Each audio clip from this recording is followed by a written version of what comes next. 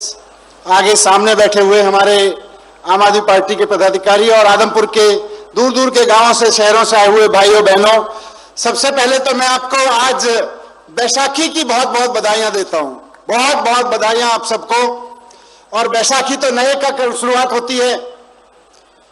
दूसरी बधाई आज बाबा साहब के जन्मदिन की जयंती की, क्योंकि आज हम जो शुरुआत करने जा रहे हैं उसका सपना बाबा साहब ने देखा था, उसका बीज बाबा साहब ने हमारे देश में डाला था। और तीसरी बधाई, इतनी सारी बड़ी संख्या में 3-4 बहनें तो अभी आके माएं बोल के गई।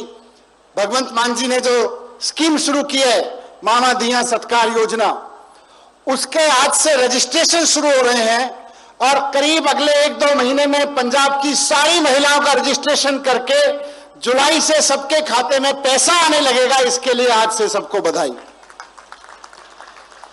आज बाबा साहब का जन्मदिन है। मैं सोच रहा था मंच पे बैठे हुए कि अगर बाबा साहब नहीं हुए होते, मान साहब, अगर बाबा साहब नहीं हुए होते तो हम और आप जैसे लोग यहां पे ये मंच सजा के नहीं बैठे होते। अगर बाबा साहब नहीं हुए होते, बाबा साहब ने जो काम किया वो काम अगर बाबा साहब ने नहीं किया होता तो आज पंजाब के किसी छोटे से गांव में दलित परिवार में पैदा हुआ, एक गरीब परिवार में पैदा हुआ लड़का एक बड़ा वकील बनके और उसके बाद पंजाब का पहला दलित वित्त मंत्री बनके आज इस स्टेज पे नहीं बैठा होता। आज अगर चीमा जी एक गांव में छोटे से दलित परिवार से, गरीब परिवार से निकल के इस देश के बड़े बड़े कोर्ट में जाके वकील बन पाए, अच्छी एजुकेशन लेके, और आज वित्त मंत्री, पंजाब का पहला दलित वित्त मंत्री जो सामान्य परिवार से आके इतने बड़े ओहदे तक पहुंचा, तो वो केवल और केवल बाबा साहब के संविधान की बदौलत संभव हुआ है। आज हम जिस महान शख्सियत का जन्मदिन मना रहे हैं, मुझसे पहले 2 वक्ताओं ने जिक्र किया। बाबा साहब ने कहा था भारत को खड़ा करना है तो 2 चीजें ठीक कर दो। नंबर 1, शिक्षा दे दो, देश के हर बच्चे को शिक्षा दे दो। देश का हर बच्चा, चाहे वो दलित परिवार का हो या बड़े से बड़े किसी अमीर परिवार का हो, शेर की तरह दहाड़ने लगेगा। अगर इस देश के नौजवानों को शेर की तरह दहाड़ना सिखाना है तो हर बच्चे को शानदार शिक्षा दे दो। आज भगवंत मान सरकार पंजाब के हर बच्चे को शानदार शिक्षा देने का काम कर रही है, बाबा साहब के रास्ते पे चल रही है। दूसरा, बाबा साहब ने कहा था आर्थिक आजादी, आर्थिक निर्णय लेने में आजादी। आज जो रजिस्ट्रेशन स्कीम शुरू हो रही है, हर मां के खाते में, हर बहन के खाते में, हर बेटी के खाते में 1000 से 1500 रुपए जो महीने पहुंचेंगे, वो खाली 1000-1500 रुपए महीने नहीं है। यही वो चीज है जिसके लिए कहा गया था कि आर्थिक आजादी। आज घर में बैठी हुई बेटी, आज कॉलेज में पढ़ती हुई बेटी कह रही है कि मैं मशीन खरीदूंगी, मैं किताबें खरीदूंगी, उसको आर्थिक आजादी मिल रही है। मान साहब, बाबा साहब के इन दोनों सपनों को पूरा करने के लिए मैं आपको बहुत बहुत बधाई देता हूं, पूरी सरकार को बहुत बहुत बधाई देता हूं। एक चीज और कहना चाहूंगा, अरविंद केजरीवाल जी ने, हम सब लोगों ने, भगवंत मान जी ने पार्टी बनाई थी बाबा साहब के सपनों पे आगे बढ़ने के लिए, भगत सिंह जी के सपनों पे आगे बढ़ने के लिए। दिल्ली में जब आम आदमी पार्टी की सरकार बनी, मैं मंत्री बना, केजरीवाल जी मुख्यमंत्री बने, तो हमने दिल्ली के सारे दफ्तरों में, वहां पे पहले प्रधानमंत्रियों की फोटो लगती थी, मुख्यमंत्रियों की फोटो लगती थी, नेताओं की फोटो लगती थी, सारी फोटो हटा के बाबा साहब की और भगत सिंह की फोटो लगवा दी। क्यों? मैंने अरविंद जी से पूछा कि इसके पीछे विजन क्या है। अरविंद जी ने कहा कि देखो, बाबा साहब की वजह से और भगत सिंह की वजह से ही हम इन पदों तक पहुंच पाए हैं और हमको बाबा साहब का और भगत सिंह का ही सपना सच करना है।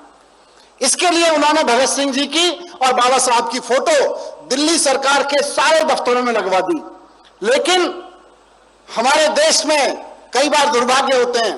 दुर्भाग्य से सेंट्रल गवर्नमेंट में ऐसी सरकार बैठी है भारतीय जनता पार्टी की, जो भगत सिंह से भी नफरत करती है और बाबा साहब से भी नफरत करती है। जब तक केजरीवाल जी की सरकार रही दिल्ली में, तब तक सारे दफ्तरों में बाबा साहब की फोटो रही और केजरीवाल जी की सरकार बाबा साहब के दिखाए रास्ते पे चलती रही। लेकिन भारतीय जनता पार्टी की जब से सरकार आई, तो इन्होंने पूरे दिल्ली के सारे दफ्तरों से, सारे स्कूलों से, सारे कॉलेजों से बाबा साहब के फोटो हटाए सबसे पहले, भगत सिंह जी के फोटो हटाए सबसे पहले। इस भारतीय जनता पार्टी से मैं इस मंच से पूछना चाहता हूं और आज बाबा साहब की जयंती पे पूछना चाहता हूं कि भारतीय जनता पार्टी वालों, आपको बाबा साहब से इतनी नफरत क्यों है? बताओ हमको जरा। आपको भगत सिंह से इतनी नफरत क्यों है? बताओ हमको जरा।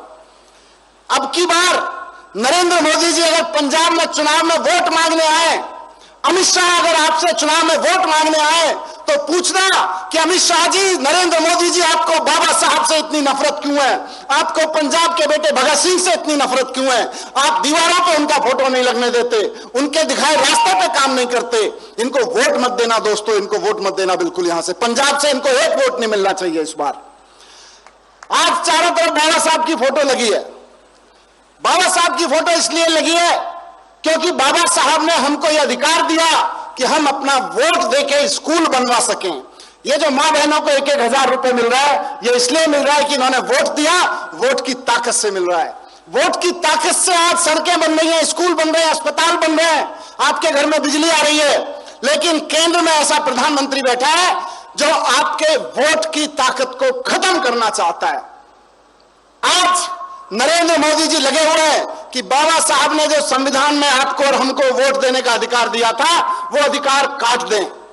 दिल्ली में इन्होंने लाखों लोगों के वोट कटवा दिए, उत्तर प्रदेश में कटवा दिए, महाराष्ट्र में, कर्नाटक में कटवा दिए, अभी बंगाल में चुनाव हो रहा है, बंगाल में वोट कटवा रहे हैं। मैं आज ये बात इसलिए कह रहा हूं आपके बीच बाबा साहब की जयंती के दिन कि बाबा साहब ने पूरी जीवन तपस्या करके हमको वोट देने का अधिकार दिलवाया था। पंजाब के लोगों और खासतौर से आजमपुर के भाइयों बहनों, अपने इस अधिकार को जो बाबा साहब ने दिया था कटने मत देना। नरेंद्र मोदी और उनकी पूरी पार्टी, उनकी पूरी टीम कोशिश करेगी कि आपका ये वोट काट दिया जाए। वोट कटने मत देना, इसकी जिम्मेदारी आपकी है। बाबा साहब आपको अधिकार देके गए थे, इस वोट को कटने मत देना। बस आपसे यही विनती करता हूं कि इसी तरह से साथ बनाए रखिए। हम लोग बाबा साहब के सपनों को, भगत सिंह जी के सपनों को सच करने के लिए पूरी तपस्या करेंगे, पूरी मेहनत करेंगे। लेकिन आपको अपने वोट का अधिकार बचा के रखना पड़ेगा, क्योंकि आपको वोट का अधिकार अगर इन्होंने नरेंद्र मोदी जी ने कटवा दिया तो बाबा साहब के और भगत सिंह के सपने सच नहीं हो पाएंगे। मैं आज को लिख के दे रहा हूं। बोलो सोनिहाल। एक बार बाबा साहब की जयंती पे बता दीजिए कि आज बाबा साहब के फॉलोअर्स बैठे। जय भीम, जय भीम, पीछे तक जय भीम, जय भीम। बहुत बहुत धन्यवाद साहब।